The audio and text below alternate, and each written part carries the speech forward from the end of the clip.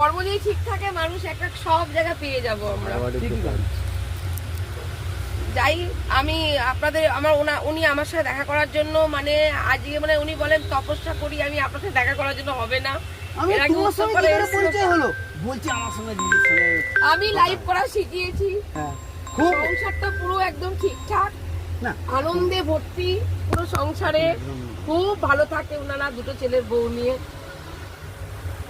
খালি পরামর্শ, বহু বছরের সম্পর্ক, খালি ফোনে ফোনে, কোনোদিন দেখিনি কেউ কাউকে দেখিনি। উনি আমাকে দেখেন, উনি লাইভে দেখেন না, আমি খালি ওই কথা বলি। আর আমাকে মানে আপনার থেকে বড় আমাকে প্রণাম করবে। আপনার যা শালিশিগুলো সব দেখি মানে যা শিহরিত হয়ে ওঠে আপনার সেই কঠিন সময় তখনও যখন আরে আজকে এনাদের কেসটায় আসার কথা ছিল, আমার গাড়ির চাকাটার জন্য এতটা লেট আসলো, এলাম একদম রাত হয়ে গেল, দিনের আলোয় ঢুকতে পারলে। এখান থেকে কতটা দূর?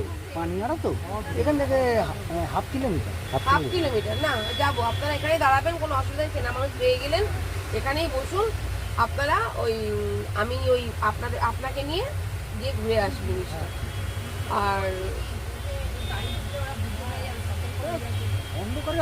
আর আমি গাড়ির বোর্ড সরিয়ে দেবো,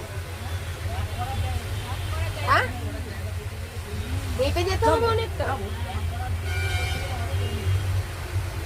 এগিয়ে যাবো। আমার গাড়ি নিয়ে চিন্তা নেই, যে গাড়ি কি হবে, তেল পুড়বে তো, ওটা নিয়ে না। আমার ব্যাগ করে বাড়ির সামনে পরিবেশটা যে কোন পরিবেশেও আছে, মানে এসছি যখন আমার মন চাইছে যাই, ঠিক আছে।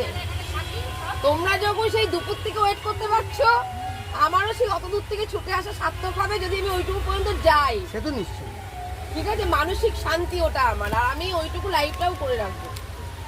যে আমি এসছিলাম এর আগের দিন আপনাদের এখানে, রাত হয়ে গেলে ঢুকতে পারিনি, এটাও জানিয়ে দেবো, ওটার জন্য আরো যাওয়া, ঠিক আছে। আর পরিবেশটা দেখতে পারবো, ওনাকে তো দেখতেই পারবে না। আমি ওদিকে কালো ইয়েটা দিয়ে দিচ্ছি, উনি এদিকে বসবে, এইদিকে এত মোটা একজন মানুষ আছেন, ওনাকে দেখতেই পারবেন না। আর আমি থাকছি সামনে, বোর্ড সরিয়ে দিচ্ছি।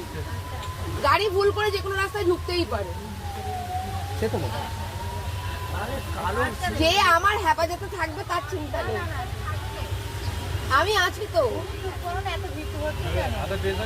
ভয় পেলে তো হবে না, যে ডারগাঁও মরগে আমাদের তো যেতেই হবে ওখানটায়, হয় এসপার নাই ওসপার, কিছু তো করবো। কি করবে ওরা, ডাকাত না। আর যদি দেখেই ফেললো, দেখে কথা বলবো যে আপনাদের বাড়ি এসছি, এটা তো আপনাদের বাড়ি খুঁজছি, কিসের অসুবিধা, আমি তো প্রবলেম মেটাতেই এসছি। যদি অতিথি যদি কেউ ডেকে নেয় রাত দুপুরে, নেবে।